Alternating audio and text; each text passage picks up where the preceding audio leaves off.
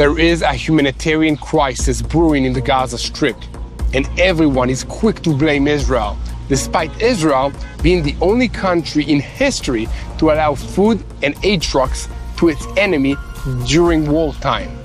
But the truth is that food and medicine meant for the innocent families in the Gaza Strip is being stolen, hijacked at gunpoint by Hamas terrorists. And the worst part is that the United Nations knows about it. Aid trucks roll in, Hamas takes what they want, and the people starve. This isn't a glitch, it's a system, and the United Nations is part of it. I'm standing here in New York, and right behind me is the United Nations headquarters, a symbol of peace. This is what they say. But let's be honest, for decades, this place has been a machine for anti-Israel hate.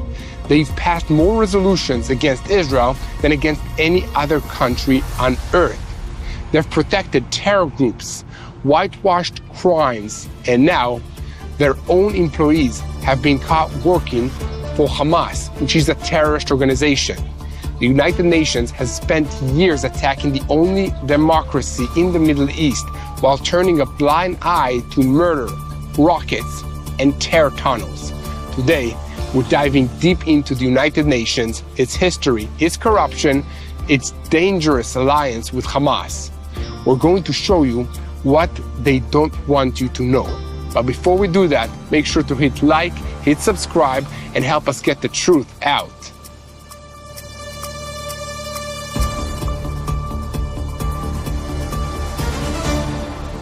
Let's kick this off with how the United Nations even came to be. The United Nations was created in 1945, right after the world was nearly torn apart by the World War II. The idea was simple but powerful. Never again. No more world wars. No more mass destruction. The United Nations mission was to keep peace between countries, help with big global problems like poverty and education, and protect human rights everywhere. It was supposed to stand for justice, for equality, and for freedom for all people in every nation. In the beginning, the United Nations actually helped shape the story of the State of Israel. In 1947, they voted to split the land, one state for the Jews and one for the Arabs. The Jews said yes, and the Arab world said no. In 1948, Israel declared independence, and the next day, Arab countries went to war against us. A year later, Israel was officially accepted into the United Nations. At first, the United Nations looked like a friend of Israel, but that didn't last for very long. By the 1970s, things flipped. The United Nations started attacking Israel again and again. And in 1975, they even passed a resolution saying that Zionism is racism, a disgusting lie that compared our right to exist to hate. But Zionism isn't racism, it's the movement of Jewish people returning to their ancient homeland in Israel, surrounded by over 20 Muslim nations like Syria, Lebanon, Egypt, and Iran, after being expelled from the land and facing centuries of global genocide, pogroms, and exile. While dictators and terror states got a free pass, Israel became the United Nations' favorite target. The message was clear. When it comes to Israel, the United Nations plays a different rule. Over the years, the United Nations didn't just criticize Israel, it helped spread anti-Zionism like wildfire. Through resolutions, conferences, and global platforms, they painted Zionism as a hate instead of what it truly is, the return of an indigenous people to their ancient homeland.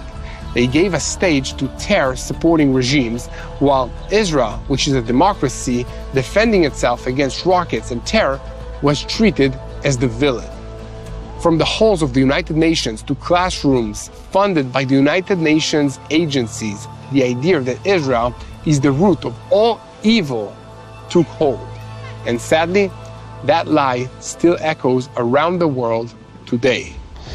In the wake of the war, so many Israelis, honest, hardworking men and women are facing the challenge of starting over.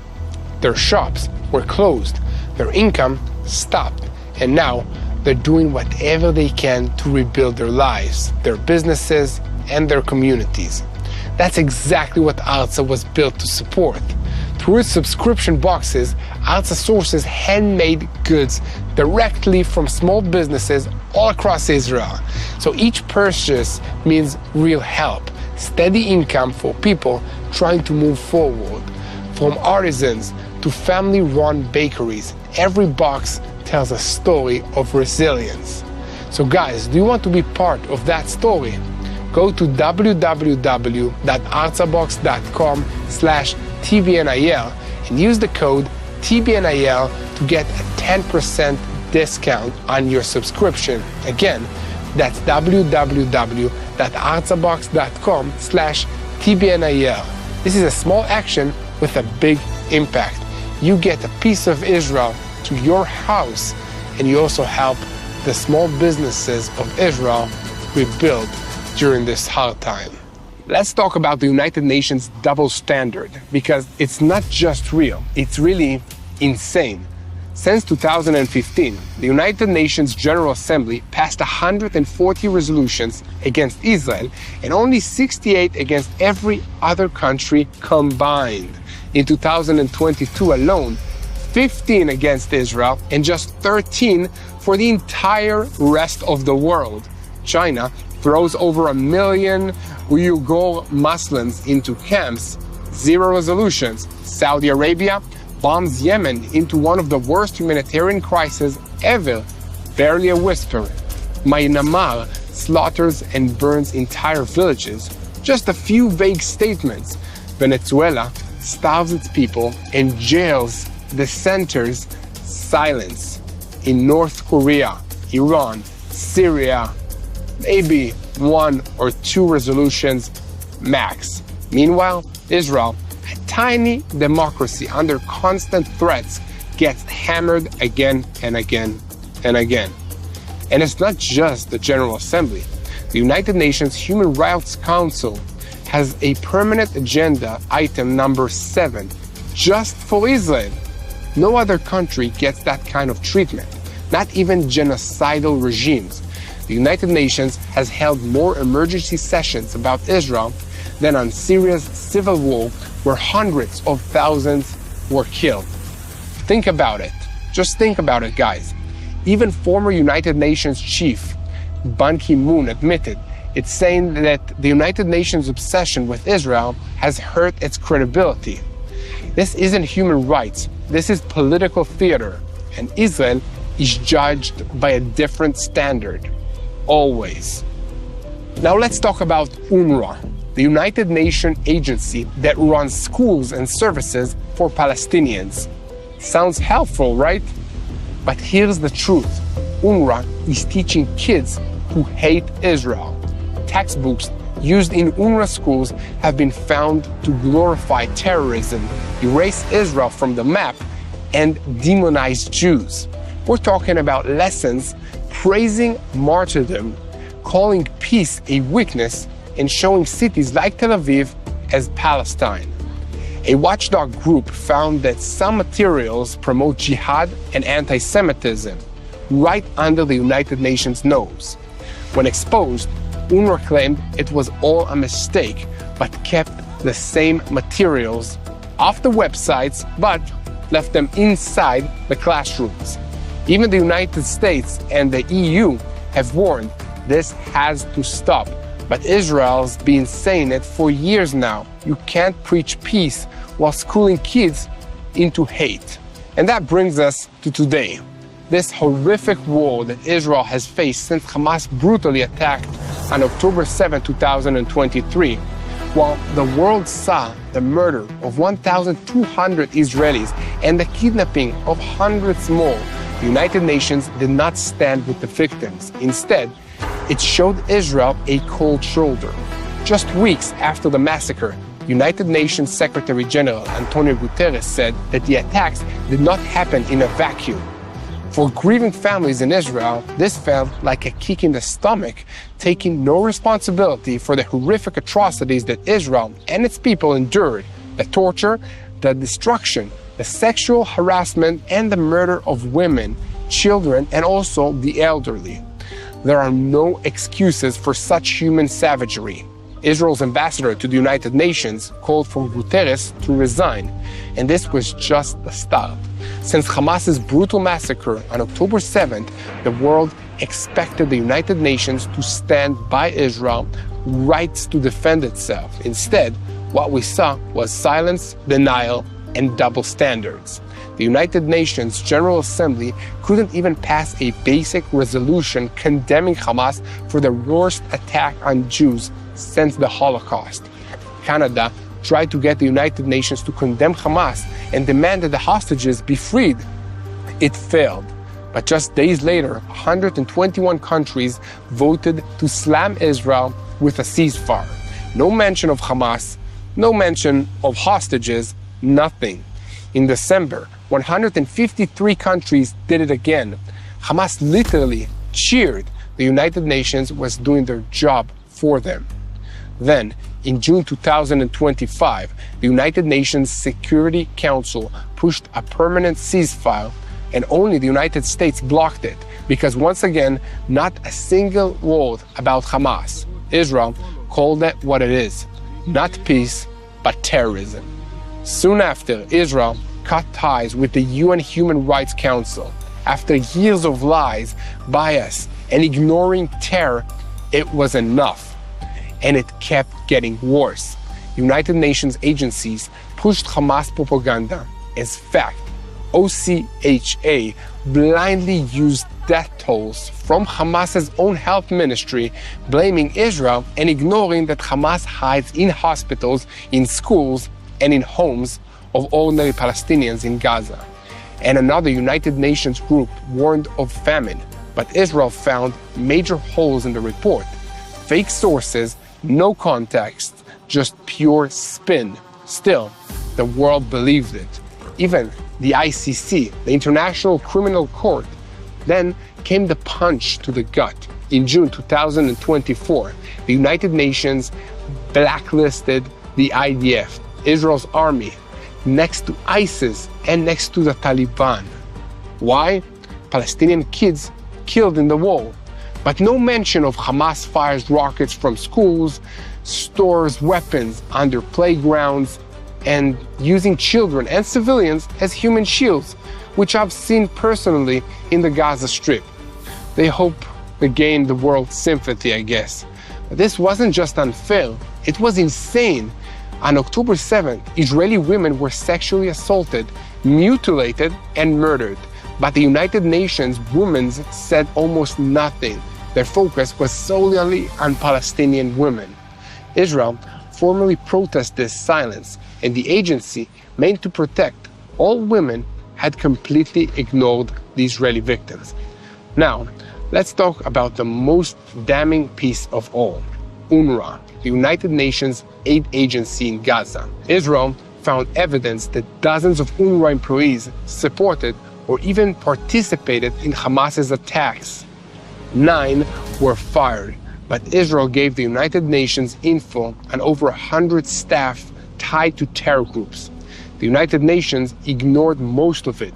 UNRWA leadership brushed it off as a few bad apples and never promised a full investigation. Israel is now demanding UNRWA to be shut down completely. How can you trust an aid agency that can't promise that its workers are not terrorists? And the big question remains, guys, why? Why did the United Nations lose its way? Why does it turn on victims and shields the aggressor? Because it's easier to blame only democracies in the Middle East. The only democracy in the Middle East, guys, is Israel. And it's easier to blame it instead of confront real evil. Easier to attack Israel than to face regimes that murder, torture, and silence their own people. It's easier to target the Jewish state because that's what's always been done. But let's be clear, Israel is a tiny democracy surrounded by enemies, and still, Jews, Muslims, Christians, Druze, minorities of every kind live side by side in this country. In Israel, whatever you believe, whoever you love, you are free, you are protected. Now compare that to the regimes that the United Nations defends, where women can't drive, can't vote, can't speak, where being gay is death sentence, and where journalists just disappear, where minorities are slaughtered or erased, and yet it's Israel that gets condemned, always. It's Israel that is put on a trial. It's Israel where rights are defended in court that gets blacklisted alongside ISIS. This is not justice. This is a moral collapse. And the United Nations was built to protect the world from hate, but today it gives hate a microphone and terror a free pass. And so we say this loud and clear: the world must wake up. The United Nations must wake up, because when the truth is silenced and the victims are blamed, savagery wins. Not on our watch, guys. Not again. Israelis aren't just angry, they're heartbroken. They're expected the United Nations to be better. And until it is, Israel will defend itself with or without the international approval. History will remember who stood with civilization and who stood with savagery and barbarism. So guys, please stand with us, share the truth, stay informed, hit the subscribe button on this YouTube channel. And the most important thing that you can do is pray. Please pray for the peace of Jerusalem. Pray for the truth to reach as far away as possible. That's uniting prayer, that God will change the hearts of all these people, that instead of hating Israel, they will start to love the Jewish people and Israel, because God has a plan. And there is a reason that the United Nations, the news, and everybody is focused on this tiny country of Israel. And that's because this is a spiritual battle. Israel is living proof that God is faithful to his promises to the whole world, and he will be faithful to his promises to each and every one of you. Look at it from God's side. God brought the people of Israel back to the land of Israel. He revived the language of Hebrew after generations, after 2,000 years of being exiled. This is an amazing miracle. And the enemy just cannot stand that God is showing everybody that he is faithful and performs miracles. That's why he's trying to destroy Israel and to destroy this connection. But you know what? We serve an amazing God that is stronger than all of our enemies, and he keeps proving again and again that he's in control. Israel has been attacked by 7 different countries, 7 terrorist groups, 7 fronts. On October 7th, we're still here, we're still winning. And thank you to our allies, thank you to all of you for praying for us. And guys, please keep praying for the peace of Jerusalem. Hello, this is Mati here in Jerusalem with TBN Israel. This is Yair Pinto from TBN Israel here in Jerusalem. TBN Israel is keeping viewers informed with Israel-focused news, culture, and what God is doing in this land. Support TBN Israel today online at tbn.org/Israel. Thank you.